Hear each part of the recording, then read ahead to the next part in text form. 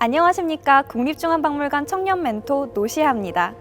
청년멘토의 국중박 플레이리스트 네 번째 편, 문화유산 속에 숨은 사랑 이야기입니다. 문화유산은 단순히 오래된 물건이 아닌데요. 한 시대를 살았던 인간의 다양한 감정이 녹아든 흔적이죠. 오늘은 다양한 감정 중에서도 인간의 가장 원초적인 감정인 사랑이 담긴 유물을 살펴볼 건데요. 문화유산 속에 숨은 사랑 이야기, 지금 시작합니다. 여기는 중근세관의 고려실입니다. 첫 번째로 살펴볼 유물은 고려 제31대 왕 공민왕과 그의 부인 노국대장공주를 한 화면에 담은 초상화입니다. 이 그림은 조선 태조 때 종묘 공민왕 신당에 봉안되었던 영정을 바탕으로 임진왜란 이후 광해군 때 다시 그린 것인데요.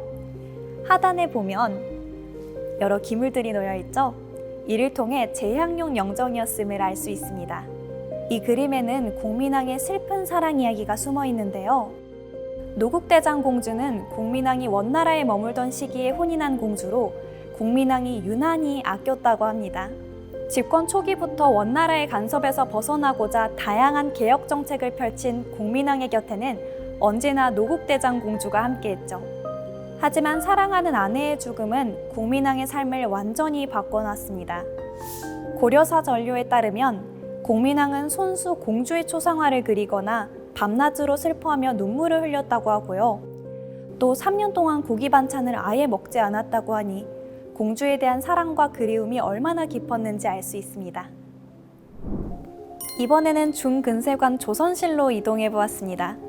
두 번째 유물은 면천군부인 능성구씨 묘지입니다. 앞서 소개드린 유물이 아내를 잃은 남편의 사랑이었다면 이번에는 남편을 잃은 아내의 사랑이 백자에 새겨진 기록입니다. 이 백자에 새겨진 묘지명에는 구씨 부인의 삶이 자세히 담겨 있습니다.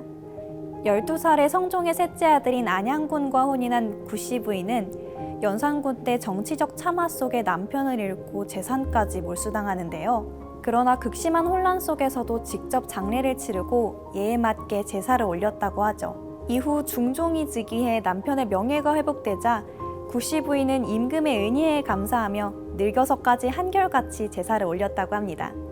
조선사회에서의 제사는 단순한 의례가 아니라 가문의 명예와 질서를 지키는 중요한 책무였다는 것을 생각하면 끝까지 책임을 다한 구씨 부인의 사랑과 헌신은 당시 조선사회에서 가장 아름다운 형태의 사랑이었을 것입니다. 마지막으로 살펴볼 유물은 아버지 영조에 의해 뒤주에 갇혀 목숨을 잃게 된 사도세자의 묘지입니다. 묘지는 무덤 속에 함께 묻는 기록들로 여기에는 한 사람의 삶과 죽음을 정리한 글이 있습니다. 사도세자의 묘지는 우리가 흔히 알고 있는 비극적 사건을 직접 서술하는 대신 국가 질서를 위한 결정이었다는 식의 절제된 언어로 표현하고 있습니다. 이를 통해 당시 왕실이 이 사건을 어떤 시각과 언어로 기억하려 했는지 알아볼 수 있습니다. 여러 사료에 따르면 사도세자는 아버지 영조의 엄격한 훈육 속에 점차 불안정한 모습을 보였고 영조는 이를 왕권을 위협하는 문제로 받아들였습니다. 아버지의 사랑을 받고 싶었던 사도세자와 왕으로서 나라를 먼저 생각해야 했던 아버지 영조의 사랑은 결국 닿지 못했습니다. 그래서 사도세자 묘지는 단순한 기록이 아니라 아버지와 아들의 엇갈린 사랑이 유물로 남은 사례라고 볼 수 있습니다. 이렇게 세 가지 유물을 통해 서로 다른 사랑 이야기를 들려드렸습니다. 사랑이 한 인간을 무너뜨리기도 하고 끝까지 지키기도 하며 때로는 엇갈려 비극으로 남은 다양한 순간들이 있었죠. 문화유산은 분명 과거의 이야기를 전하지만 그 안에 담긴 감정은 현대를 살아가는 우리와도 크게 다르지 않죠. 여전히 우리는 사랑을 하면서 살아가고 있으니까요. 지금 우리의 사랑은 먼 미래에 어떤 유산으로 남게 될까요?